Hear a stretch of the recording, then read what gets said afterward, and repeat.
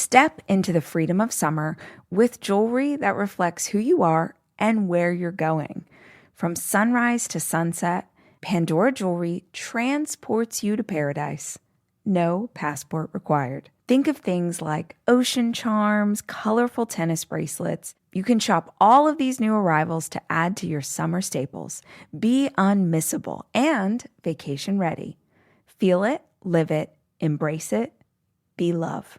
Shop in-store or online at pandora.net to discover new styles.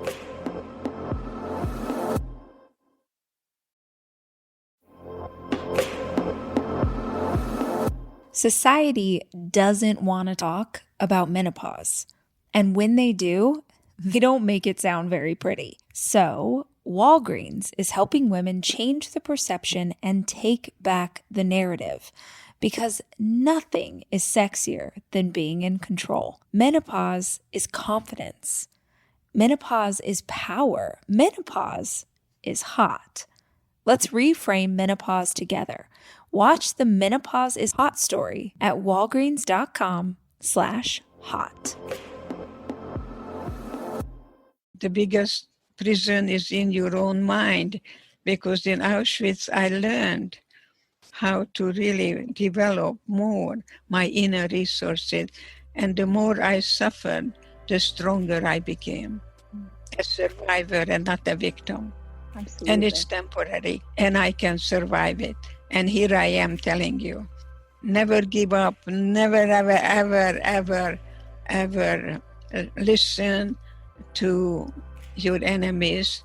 You just release them, let them go by, just like cars on a highway.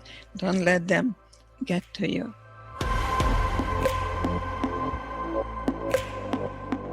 Hey guys, it's Rach. Welcome to the show. I'm so glad that you're here with us today. And I have a favor, which sounds kind of harsh if we just met, but I'm assuming that most of you have been a part of this community for a hot minute. And so I gotta ask, are you subscribed to the podcast?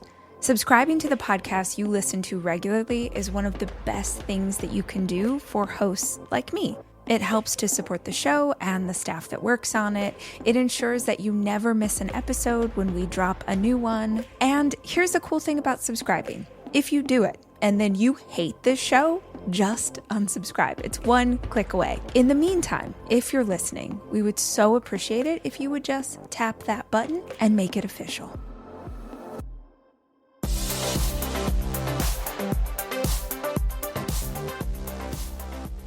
Today's Mastermind episode is a special one. It brings together some of the most powerful insights from some of the best doctors I've ever had the honor of interviewing. Whether you're here to learn more about your brain, your body, your healing journey, or how to take better care of your emotional and mental health, this episode is a masterclass in whole person wellness. Today, you're going to hear from Dr. Drew, a physician who spent decades helping people navigate addiction, trauma, and public health with clarity and compassion. Dr. Daniel Amen, the brain health pioneer who scans brains for a living and will make you think twice about everything from sleep to supplements. Dr. Edith Eger, a Holocaust survivor, psychologist, and true soul healer, teaches us how to choose freedom, even after the darkest moments. Dr. Taz, my favorite hormone doctor, is breaking down hormonal shifts, gut health, and how modern women can thrive at every stage of life. Lastly, Dr. Mariel Buqué, a psychologist and intergenerational trauma expert who helps us understand the science of healing and how to reclaim peace in our nervous system. This isn't just a conversation about medicine. It's a conversation about hope, resilience, and what it really means to feel whole. Get ready to take some notes, have a few aha moments, and maybe some pretty big realizations. Let's get into it. At that point, I was practicing medicine full time. I was getting up at 5 a.m. I was struggling to come home by 10 o'clock at night. Every day. Weekends, 8-hour days if I was off. If I was on, still the same 14, 16-hour days. Wow. I was going to be a cardiologist. That's really the direction I was going. And I started moonlighting at a psychiatric hospital in 1985 and got very fascinated with all that. I was always kind of interested in neuroscience was sort of my thing in college, and I got very interested in that and spending a lot of time in the drug unit, got very good at drug withdrawal and sort of seeing lots of addicts because I was so good at getting people off of substances. And I decided not to go down cardiology. I did a chief residency, and then I started teaching medicine and things for a while. And I sort of had 3 careers at once going on. One was a hospital practice, which included critical care. We could do critical care as an internist back then, and I was good at that. That's why I wanted to be a cardiologist. I did outpatient medicine, and I did this. When I finished that by 3 p.m, then I'd go to the psychiatric hospital, and I would do the addiction medicine and the medical care of psychiatric patients. And where was that energy coming from? It's called work. Got a name. It's called workaholism. It was. I think it was a combination.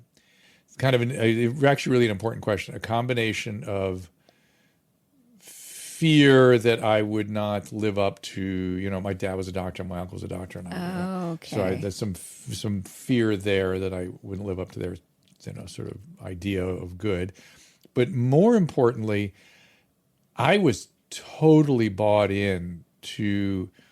You remember the way they used to train residents? They used to train residents where you never went home, essentially. And I bought into that wholeheartedly, which was, this is an important job. Nothing is more important. The patient comes before everything. I don't care how tired you are. I don't care what else you want to do. You focus on that patient. You're there for them all the time. And that was another part of it. I really felt that the caretaking of medicine wasn't being done that well, and I wanted to be a good caretaker also. So I was just always available. Wow. My pager would go off all night long, every night. Essentially what happens to trauma is that piece, it's mediated through the vagus nerve. Mm-hmm. That piece that is traumatized essentially separates from the rest of your brain. And that piece is no longer integrated or regulated by the larger system. It's separate. Because we can't emotionally handle... It's literally shattering. It shatters the upper limits of the child's capacity to regulate, and so it gets kind of pushed over here. And again, this is a sort of a cartoony version of what happens biologically. And then it becomes, strictly speaking, something that fades in memory. And so the adult will say, I don't think about that anymore. It doesn't bother me. And yet that piece is there. The body is constantly there with this part of the brain expressing itself. Yeah. And it expresses itself through emotions that seem odd and dysregulated. It also through attractions, like I want my, and it needs to be heard and get its needs met. And it does it through ways that sort of affect people's mental health, essentially. Yeah. And so things like EMDR and those sorts of therapies are about getting that part reintegrated with the rest of the brain so it can be regulated as a whole. Yeah. If you haven't read it yet, No Bad Parts is incredible. Okay. And I feel like this is all the same stuff. It's all the same stuff. It's all the same stuff. Now finally, people are, Vessel Vanderkolk, because Body Keeps the Score. And since Bessel came around, and these Alan Shore and Stephen Porges, these guys, these are my heroes. They've been around for 15 or so years, really entering the mainstream. And so most people are now kind of aware of this stuff. And they're at least aware that trauma is a really serious thing and there's treatment for it. Do you feel like that's what grounds you in compassion for every kind of person, is that understanding that there is no way, it doesn't matter what you're doing, it comes from a place of trauma. If you're a drug addiction, if you're an alcohol, like that's always at the root of it? Well, there's a lot packed into that question. So let me just start about let me do the root. Into pieces. Let me do the root part. If you have bad enough addiction that you need to see me, you had childhood trauma. Yes, yeah. But childhood trauma isn't always at the root of addiction. Right, okay, absolutely. It's kind of the rocket fuel, and I take care of very, very sick people, and so for sure it's there with me. They can be very unpleasant, trauma survivors and addicts too. But I know they're suffering. I know they're sick, and I get to see them on the other side. I get to see them when they're recovering, and they're so glorious. You can't even imagine how thrilling it is to see them. And I have that hope for everyone, because I've learned I can't predict. I can't tell who's going to make, who isn't. But I know it's there. And so it gives me immense patience, and I know they're suffering. Yeah. Is what are things that we can be doing? This isn't that easy. No, it is. I know you got some advice. I do have some advice, but it's Simple not that things. easy. Yeah, it's keep it not simple. that it's not that it's going to solve problems, but there are things every single one of us can do practically Yes. in our daily lives Yes. that will just lower that cortisol Right. a little bit. So I just was coaching up a friend of mine today she was saying, I'm so anxious. And we started adding up the score of what was going on in her life. It's like, of course There's you're a anxious. reason why you're anxious. Of course. Yeah. And so it is, so let's keep it simple, folks. First thing I ask her, how's your sleep? Well, it's a mess. All right, let's get your sleep right. There's things you can do. There's whether it's just not screens at night or quiet or closing the drapes or having structure to your sleep or not drinking caffeine or fluids late at night. Try theanine, try magnesium, try melatonin. These things do work. And try these things. Find what works for you. Exercise. Yes. Please, everybody. Every day. Peter Attia is now a friend of mine, and he's a longevity specialist. Brilliant dude. And I was talking to him about, come on, what is it? And I go, the dynamo. He goes, he just jumped back. He almost jumped on my throat. He goes, vigorous exercise. It's vigorous exercise. That's what impacts longevity. That's it. It's the one thing we can all point at. And well-being and functionality and everything. So vigorous exercise, everybody. Not doing that, you're harming yourself. Relationships. Okay. That's a dicier piece. We are in a loneliness epidemic. Relationships, I don't want to be too dogmatic about this. They can include online connection and Zoom and things. That will not be enough. Yes. You need bodies in space. We were talking about some of these mechanisms of healing trauma. We didn't really talk about the healing part, but those autonomic systems and bodies and how brains heal other brains and brain bodies heal other brain bodies. Let's put it that way. That's a cool term. I've never heard that before. It does. Brains heal other brains. That's how it works. And even if it's just anxiety or life stressors, whatever it is, lean on other have the feel felt, be open, be present. I really do think it's important for people to have same-sex friends because you just experience things in a more efficient way together. And you connect in different ways. And somebody that cares about you sitting across from you. Ideally, somebody who sees you. This is something I encourage a lot of people to do, which is don't hang out with somebody that is necessarily like you always hang out with. Somebody who sees you through a new pair of glasses can be very impactful. Right. Somebody who sees you differently, who feeds back at you, but who genuinely cares. Right. And maybe who knows who you are today. It's beautiful to have those friends from 15 years ago, but someone who comes in at this place in your life and sees this version of you. I love that. That's a great refinement of this because I have been a big advocate of somebody new in your life, somebody different, somebody a little just who's not going on the same old maps that you've always set. Not to diminish the ones that are well established. Keep them. Yes. Keep them around, yes. Especially right now. Limit your time on screens. Visiting South Dakota was always one of my someday things. Like, well, someday I'm going to go see the Dakotas, and someday I'm going to walk through Badlands National Park, and someday I'm going to see Mount Rushmore in person. And then a couple summers ago, I just made someday today, and it was awesome. The kids and I had the most amazing time. We went hiking. We saw Mount Rushmore, which is like shockingly more majestic than you think it would be. We had amazing dinners. We stayed in this awesome log cabin in a national park. It was truly one of our favorite family vacations. And I loved it because it was this great blend of seeing a part of the U.S. I'd never seen before and being outside in nature. So maybe it's time you turn someday into today. See why there's so much South Dakota and so little time. Plan your escape at travelsouthdakota.com.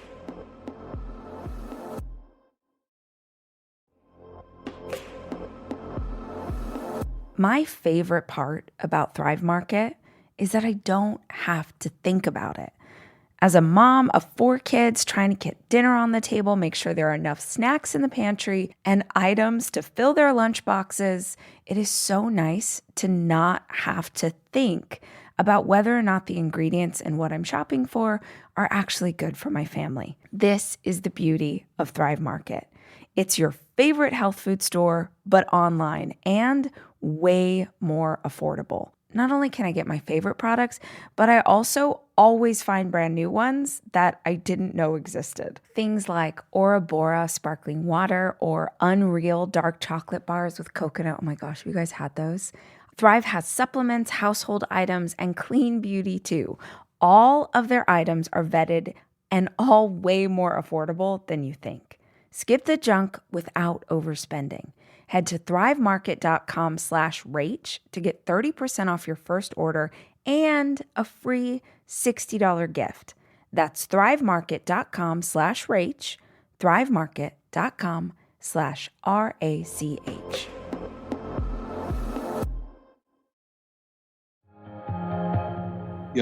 What would I write about that I could spend a year researching and writing and living with?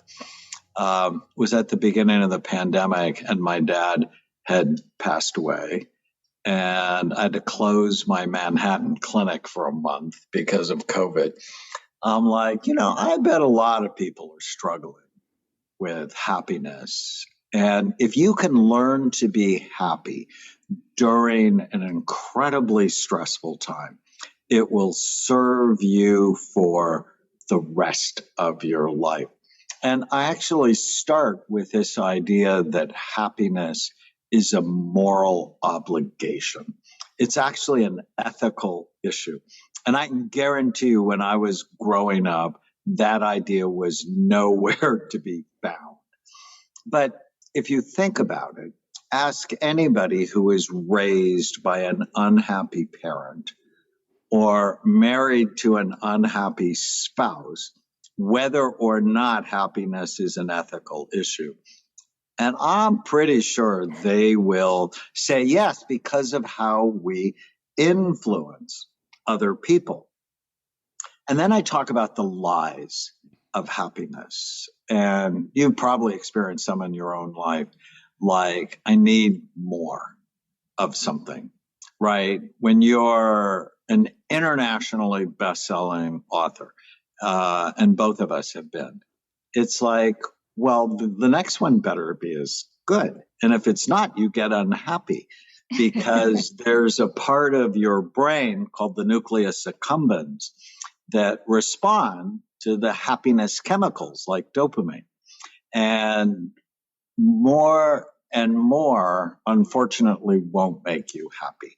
That's actually a lie, that you need to be happy with the journey rather than the outcome of the journey. So more's a lie. Don't worry, be happy is a complete lie. Those are the people who die early from accidents and preventable illnesses because they don't make good decisions. All of our decisions, if you want to be happy, you want to be happy now and later versus now but not later. And vodka, for example, is now but not later. And brain health is now and later. Or, the marketing messages of happiness, like open happiness is Coca-Cola's slogan. And open happiness is a lie. It's open illness. It's open diabetes. It's open obesity. It's open cancer. Soft drinks have been associated with virtually every bad illness humans can have. Happy meals are, in fact, not happy meals. They're sad meals because they're pro-inflammatory and they're not good for children. Or I need more money to be happy. And there is a correlation with happiness and money up to about $75,000. And then there's no correlation at all. And so more sex, more money, more relationships, those are the lies of happiness. And then I thought, okay, there's been 1,000 books written about happiness. What can I add to the discussion? A whole bunch, because I actually look at people's brains. And so the core of the book is really around these 7 neuroscience secrets of happiness that nobody's talking about. And secret number 1 is you need to gear your happiness strategies to your brain type. That happiness is not the same for everyone. And I talk about 5 primary types: balance, spontaneous, persistent, sensitive, and cautious. So the balanced people, they have pretty healthy brains, and most anything will make them happy. The spontaneous people, they have sleepy frontal lobes. They need novelty. They need excitement. If you're married to a persistent person who really wants to have sex on Tuesday night and Sunday morning, and we always do Tuesday night, and that'll just make you insane. It's like, we need to bury this, and this is not going to work for me. Spontaneous people probably love scary movies, would jump out of airplanes, love surprises. But the persistent people, they hate surprises. They like ritual, they like routine. And if they pick a religion, they'll pick one with ritual. Like anyone who chooses to be Roman Catholic, I was born into being Roman Catholic, but if they'd picked it, they're generally the persistent person because ritual is comforting for them.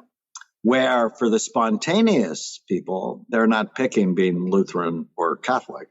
Right. They're going to be Pentecostal because they need unpredictability. Are there ways to try, for people who are listening who had COVID, are there things they can actively be doing to help combat that? You bet. And so one, it's an anti-inflammatory diet. So I just had this great lunch of all these vegetables and mushrooms and a little bit of chicken. And you want to be on an anti-inflammatory diet. A pro-inflammatory diet, think pizza or pasta or the standard American diet of burger and fries. Those things will increase inflammation and make you much worse. So think colorful fruits and vegetables. Actually, secret number 4 is only love foods that love you back. That, both you and I have been in bad relationships and we're not doing it anymore. But nobody thinks about the relationship you're in with food. And I only want to love food that loves me back. And yes, I'm very fond of Rocky Road ice cream, but it beats me up when I eat it. And so, no, I am too mature to love something that hurts me. And, I want people really thinking about it because diet and happiness go hand in hand. Secret number 3 is supplement your happiness. So what I have found, so I got COVID, New Year's Eve of all things, from my chiropractor. And, I've been saying since the beginning of the pandemic, your best defense against COVID is your immune system. And so my vitamin D levels started at 80. Every day I take a multiple vitamin and fish oil and something I make called neurogreens and smart mushrooms, just strengthening my immune system. But with all the scans I'd seen with COVID, I took extra quercetin and curcumins because they have anti-inflammatory effects. And, I think I'm a little bit tireder at night, but other than that, I'm just fine. But it's very intentional. And anybody who gets COVID, they have a 20% increased risk of having a new psychiatric disorder within the first 5 months. And I think it's because of the changes in the brain, and not to mention the isolation, the chronic stress, the political divide, all of that stuff contributes. But it's the physical functioning of your brain. Paramount Plus has a mountain of entertainment for your whole crew. Where do we go to next? With something for everyone, whether you're at home or on the go. If you want something new, like Dora and the Search for Sol Dorado. I'm Dora the Explorer. Vámonos. Something loved, like SpongeBob SquarePants. I'm ready! And something to stream together, like Survivor. Survivor's ready. Go! Find it all on Paramount Plus. Stream now.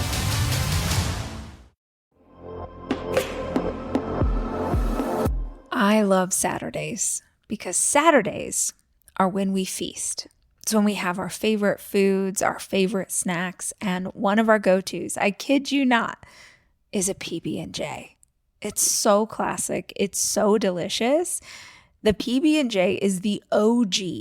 It's the greatest of all the sandwiches. And Smucker's fruit spreads are fruity, jammy goodness. If you've got a great nut butter and a great Smucker's jam, oh my gosh, they're sweet, they're smooth. It's all the things I'm here for. I'm actually making myself really hungry. I know it's just jam and nut butter, but somehow it gets the job done every single time. Because no matter how much changes, PB&J is deliciously dependable and classic for a reason. Get Smucker's jam and make the OG PB&J.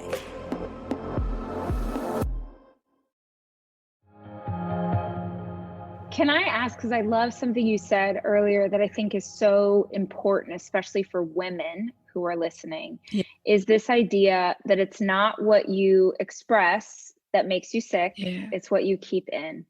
So can we talk about that for a minute? Because I think that the older I get, the more I understand that even if I'm not thinking about something, my body is still holding that tension, holding it in my back, holding it in stress. So can you talk to our female listeners about that?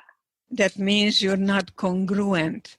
You're not clicking well with your body and your mind and your spirit. And that's what you want. You want congruency and listening to your inner voice, listening to your self-dialogue. So when you get up in the morning, you say, Rachel, I love you, I honor you, and we're going to decide what kind of a day we're going to have, that you take complete charge of your thinking, feeling, and your behavior. None of the positive thinking does any good unless it's followed with a positive action. See, so that's why I tell people, especially mommies who tell you, Rachel, you're such a beautiful girl, but you're a little fat and a little pimply. So you see, you cancel everything before the but. I say, give me the but, I give you an and. Yes, and furthermore, so that we really are able to say anything. But before we do, ask ourselves, is it kind? Is it empowering someone or depleting? And if it's not, then don't say it. I practice it with my children, my grandchildren, my great-grandchildren, that they see me as not a yes-but person, but a yes-and person. So I think that is difficult to really do sometimes.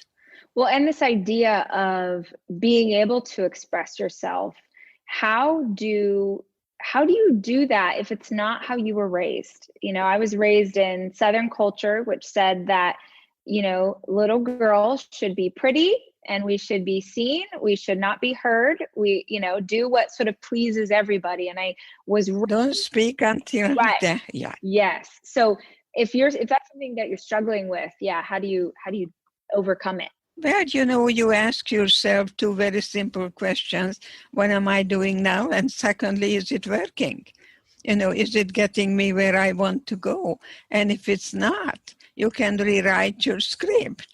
You know, it's not the 10 Commandments written in the wall. And you can just say and pick and choose the kind of things that would be your way of life. because we give up our true self early on. We become the responsible one, the funny one, just like Shakespeare put you kind of on a stage and they give you, and you give up your genuine Rachel girl, and you want to reclaim that. I needed to go back to Auschwitz to reclaim my innocence and assign the shame and the guilt to the perpetrator, because there is no forgiveness without rage. You got to go through the rage. And not talk to me about that, because I have some people in my life that I feel like I really struggle to truly forgive. I basically only feel the rage. So can you tell me? I look at forgiveness in a very different way. I am very biased on one word: freedom. If you don't forgive, you don't have freedom. So give yourself a gift, because in the Bible it says you go through the valley of the shadow of death. So if you are in a dark tunnel, you look for the light, that you want your freedom. So it's not that you're such a good person, you forgive for what they did to you. It's not that at all. We don't have godly powers to forgive, but you can forgive you for putting judgment on another person. Wait, okay. Explain that. Explain that to me, because I love that. So I explain it to you because I speak at churches. So in church, I talk about Jesus. I talk about the poor little Jewish boy who became the prophet. And three things I mentioned. One is love thy neighbor as thyself. Now, if you don't love you, then why should I love you? Yes. If you don't like to be with you Saturday night, why should I want to be with you? So everything starts, we come to this world alone and we die alone. And so do you live a lifestyle? That means to have really passion and joy and love and purpose in your life. Lots of peace. So for that, you have to give up perfectionism, because we're human. We're fallible, we make mistakes, and accept yourself. It takes courage to be average. It takes courage not to make an A+ in school all the time. I ask people, when you give up something, you have to replace it with something else. I usually tell people that I began to drive a car when I was 17 in Czechoslovakia, and I had a stick shift. And you may not know such a car. I do. But it starts to talk to you when you have to switch gears. But if I switch gears, I have to release the clutch. So you can not change anything unless you replace it with something else. And change is synonymous with growth. Yet we go back and do the same thing. The other thing I appreciate about Jesus is that he knew how to talk to people on their level. So if I see a child in my city going to the Balboa Park and standing at the tree and crying, I'm not going to ask, why do you cry? And I don't get into that, but I get down to the child's level and speak the language of an 8-year-old or a 10-year-old.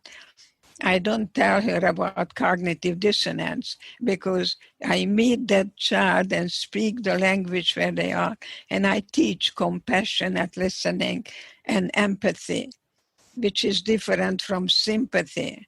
Sympathy means, it's a very different thing, but empathy means I crawl under your skin and be there with you and keep that feeling. And the way you do that, it sounds like you're sad about that, instead of trying to figure it out. Men always want to figure things out. Men want to understand everything.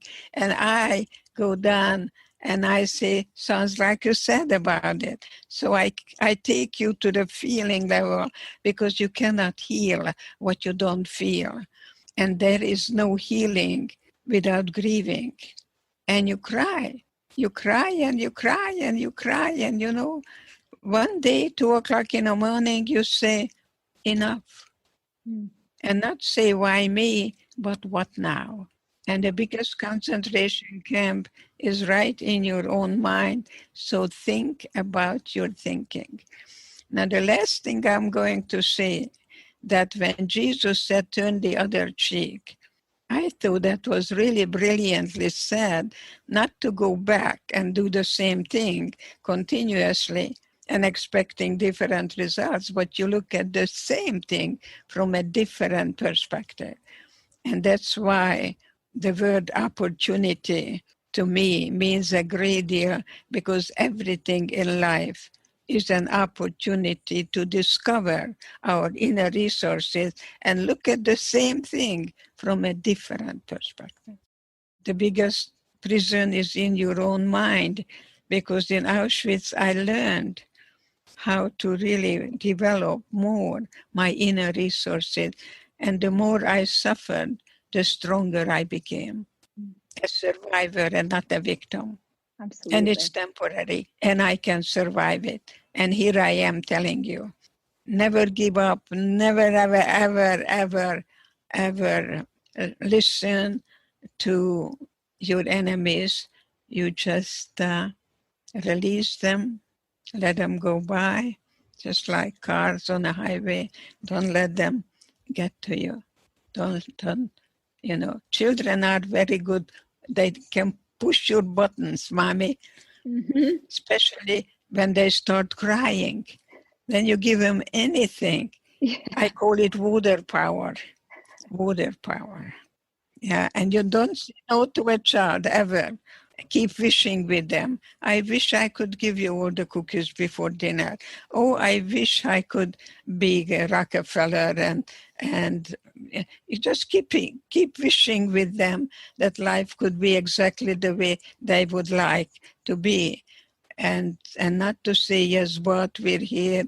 No, yes, but yes, and tell me more, that you would really not get into why, because. You can ask a question. Why shouldn't we say no? So I'd love to understand that. Why? Because why is a past-oriented word a problem-oriented word? Why belongs to because. Why? Because. Well, why this? Why not? Why this? It's better to say what is going on and how we're going to move forward. Because my life is in the present. I live in the present. I never forget the past, for sure. I go forward. So I say two things: to think about your thinking and pay attention what you're paying attention to. Try to ignore the bad behavior as much as you can.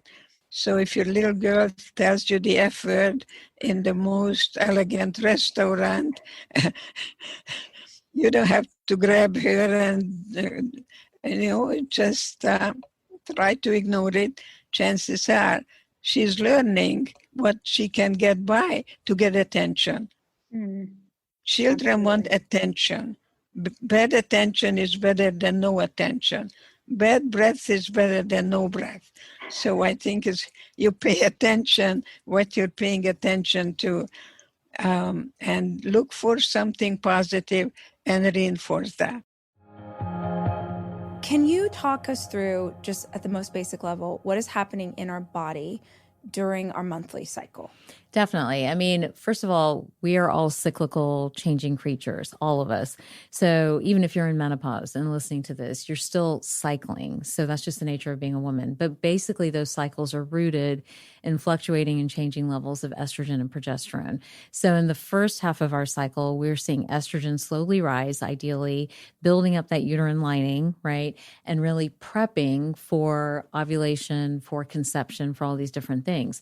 If that doesn't happen, then we see estrogen come back down. Progesterone, kind of like midway through the cycle, is starting to go back up, and now is prepping your uterus, that uterine lining, to shed if you haven't, if you're not pregnant or that hasn't actually taken place. So it's this dance. It's actually a really neat dance that the body does. It's like, okay, estrogen's coming up slowly, slowly, slowly, getting ready to maybe get pregnant. Oh, wait, not pregnant. Okay, we need to go back down. It's time to exit. As it exits, your progesterone almost acts like a detox, so to speak. Let's clean the uterus out. Let's remove everything. Let's get it out of the way. And then we're ready to start all over again. So it's kind of this like very natural reboot system that the body has. And it is tied to our reproductive health and to our fertility. However, it's actually tied to so many other different symptoms, conditions, and functions of the body. And it's really important for women to first identify what their cycle is. Most of us have a 28-day cycle where days 1 through 14, we're feeling, days 1 through 7, we feel amazing. Estrogen levels are coming up. They're coming up. They're coming up. But for folks like you that have estrogen dominance, when those levels come up too high and too fast, then you start to feel really bad as you hit that 10, 11, 12, 13, 14.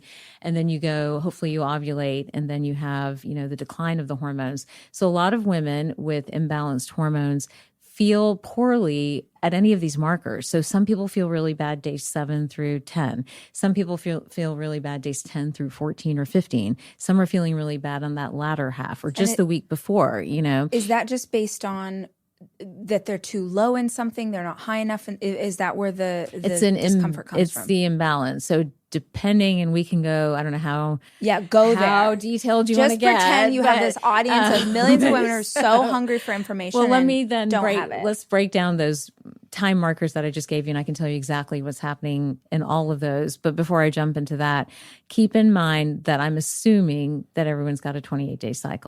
There are many people that don't, and we need to talk about that too. Some people are on 21-day cycles or 35-day cycles, and there's some issues there too. But ideally, this 28-day cycle is what the majority of women experience. So let's go back. All right. So you've had your cycle. Day 1 is the first day of your period, by the way. I mean, a lot of women that don't know how to count. So I didn't know either until my doctor taught me. It's like heavy bleed, right? Because I spot a lot not building a spot. up. So it's an a heavy actual bleed. Yes. You filled a tampon or a pad or something like that. So that's day 1 of your cycle. So you start counting there. Days 1 through 7, estrogen's on its way up, progesterone's still kind of low, but you usually feel pretty good. Most women feel pretty good around this time. As you move to days 7 to 14, estrogen continues to climb.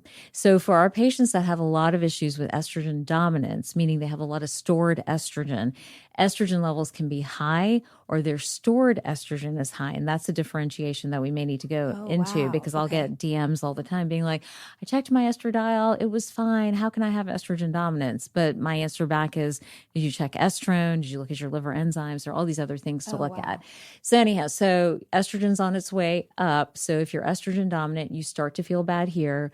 That feeling bad will often peak at ovulation. That's the worst. So we've got a lot of women coming in like days 14, 15, 16 are miserable. They're in the bed, they're unhappy, but they're not having a period. So they're like, what the heck, What are some of those symptoms, just in case people hear that and they're like, maybe this is what's happening Definitely. to me? Well, some of them are very textbook. Like they will complain of like ovulatory pain. They can feel pain on one side of the pelvis or the other, or a little bit higher even into the upper abdomen or lower abdomen.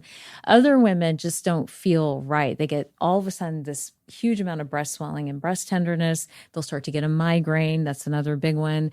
They'll notice that they bloat, like they don't have bloating. I always talk about this hormone belly as this inflatable balloon. That took me forever to conquer. Out. Yeah. So all of a sudden they're bloating. They're like, wait, I'm pregnant. Like, no, you're not pregnant. So those are some of the different symptoms. And then some of them, going back to mental health, actually, I can't miss that. This window is where somebody with severe depression, mental health issues, this is a vulnerable period for them, right? Because that estrogen surge can trigger bipolar, can trigger a schizophrenic episode, and it can trigger severe depression and anxiety. And we've seen that in practice for sure. Crap. Can you talk a little bit about hormone testing and Absolutely. how it helps Love us? To. So it's really important to test your hormones because because we're fluid and cyclical creatures, you need multiple data points and sets of data points to be able to put your pattern together. That's the only way to really, academically understand. Now, from a symptom standpoint, we can make good guesses that you're estrogen dominant or low progesterone or your thyroid's off.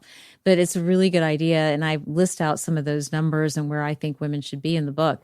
But the reason to test is because we're fluid and shifting. Now, every quarter, if that's difficult, at least every 6 months, right?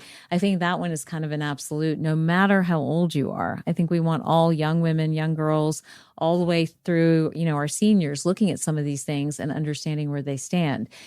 Going back to the issue of cost. So it's really about finding the right partner, right? And a lot of my time and energy goes on growing what we're doing in Atlanta, but LabCorp, Quest have lab panels that run through your insurance that don't need to be costly if your provider orders them, right? Secondly, you yourself can go walk up to a LabCorp or Quest and ask for these lab tests. You can do this, but you are going to have to pay out of pocket for them, or you go to one of the saliva kits or the urine kits. Not everybody has to do a Dutch test. I hear that, getting thrown. It's a urine test. That's urine and saliva looking at all the different hormone pathways and metabolites. Fabulous information, but it's kind of like a one and done. It's not something that you can keep going like and when I'm telling you to check them every 6 months, you probably aren't going to want to spend the money checking it on a Dutch test every 6 months, right? But do you like saliva or blood work or both? I like both. Okay. I usually in practice, and again, I have the luxury in practice to do both, right? Like patients will do LabCorp, I'm putting those orders in. Patients will do the saliva testing, we'll do both. But the reason I do both is because it's very difficult for me to ask a patient to keep doing that same saliva test over and over and again when it's usually an out-of-pocket test. Whereas the blood work I can keep doing over and over again, right? So that's why I encourage people to do different types of testing, put the data together, do what they can within their budget. But I think there's so many budgetary options that to say, you can't afford testing. And I see that on my social media a lot too. I can't afford this. I can't afford this. You actually can. You need to find a provider to order it for you, or you need to look into the self-pay options and weigh those against the self-pay price of some of the at-home test kits or some of the other things that are out there. I think the good thing about being in practice, kind of the evolution of the field has been 15 years ago, there was not a lot of this at-home testing or tracking or any of this stuff. Today there is. And so we put so much energy into looking good, right? Like we get our hair cut, we get our nails done, we do all this other stuff. It's kind of the same amount of energy, right? Like track yourself, track your food, track how you feel, track your sleep, track how you feel, track your cycles, track how you feel. And really being able to just spend maybe 5 or 10 minutes, in the mornings or an hour or two on the weekend, really devoted to your health, I don't think is a big ask for an engine that carries you, is really your vessel for you to accomplish, whatever you're supposed to do in the world. You would spend more time in your car. You definitely spend more time on your kids. So I think these little moments of just like, okay, what's happening with me? Where do I stand? And got a lot of those tools in there just to help. It's just to be a guide. Like, yes, we want the medical system to change. Yes, I want more doctors to be thinking this way. Yes, it's a part of my mission, but there's a time lag on all of that, right? So in the interim, here are the things you can do. They are actionable.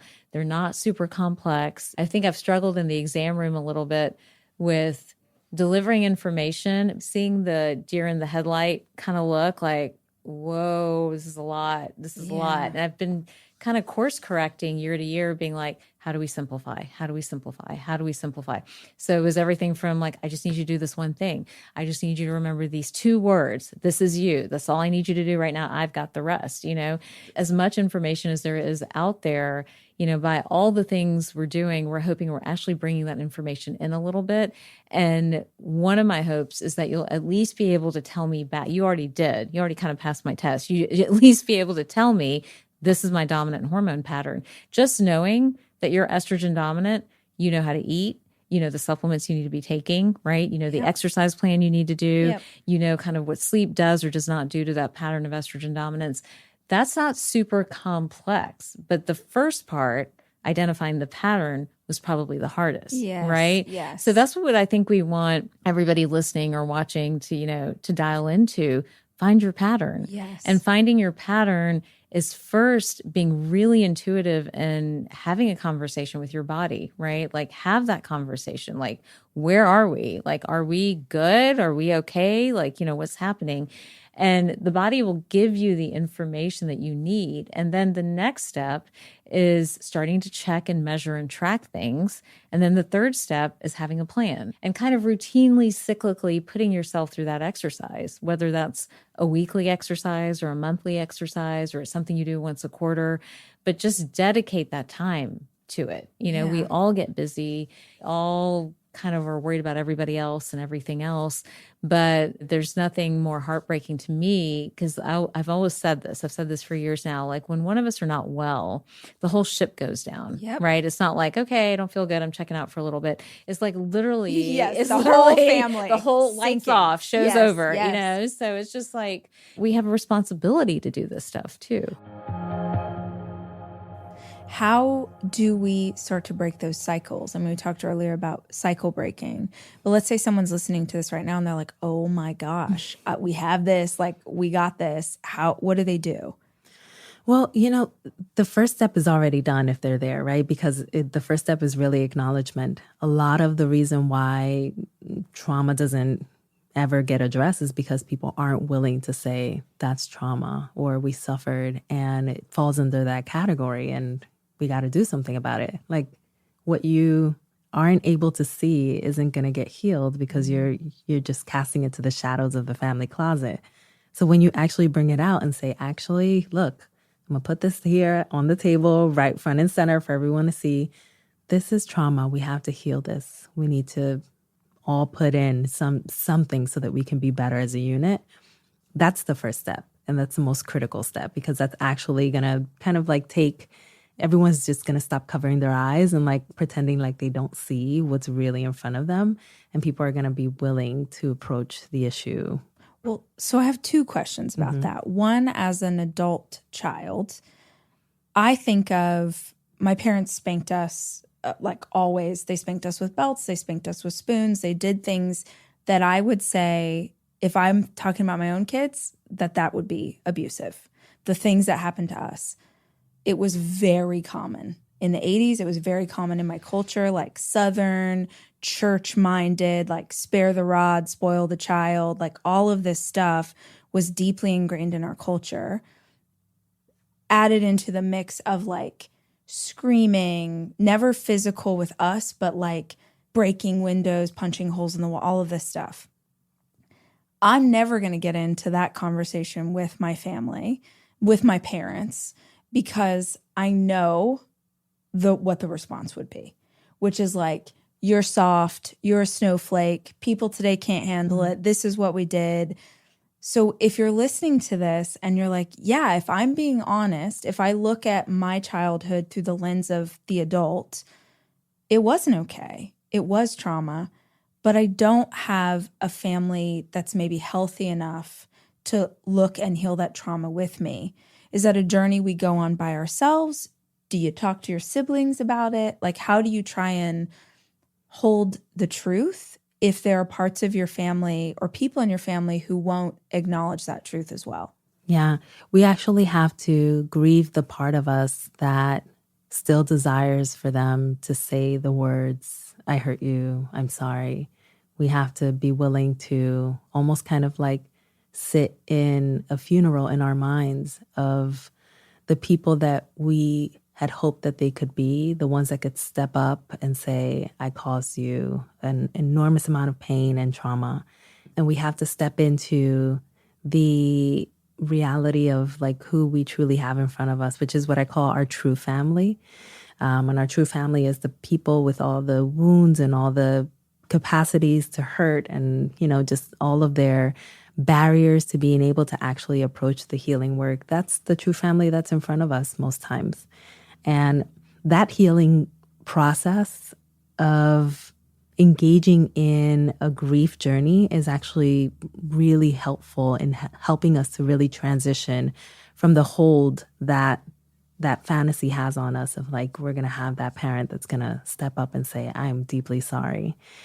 And there's also something that I think, can help us along the road towards like compassion kind of leaning in the direction of what you were talking about earlier, like, you know, some of them just like, we don't even know how they made it through. Yeah.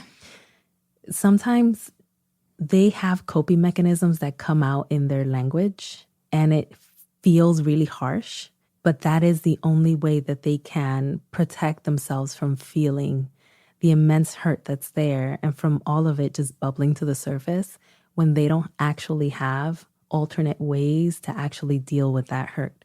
So when we don't have another coping mechanism that we can lean on, we're going to go into what's familiar, like pointing the finger or berating or all the things, because otherwise we would actually get tossed into the black hole of our darkness. And that is intolerable for most of us. So what we see on the surface is the parent that says, you're such a softie. But in reality, that's just a parent that doesn't want to go into themselves because that feels entirely too scary. The Rachel Hollis podcast is produced by me, Rachel Hollis. It's edited by Andrew Weller and Jack Noble.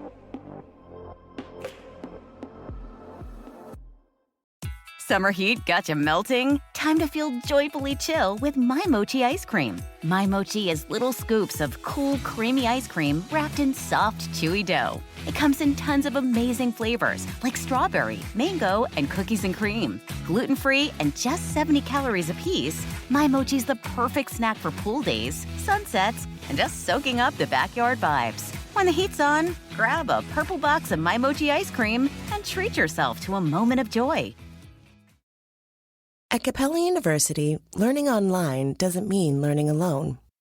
You'll get support from people who care about your success, like your enrollment specialist who gets to know you and the goals you'd like to achieve. You'll also get a designated academic coach who's with you throughout your entire program. Plus, career coaches are available to help you navigate your professional goals. A different future is closer than you think with Capella University. Learn more at capella.edu.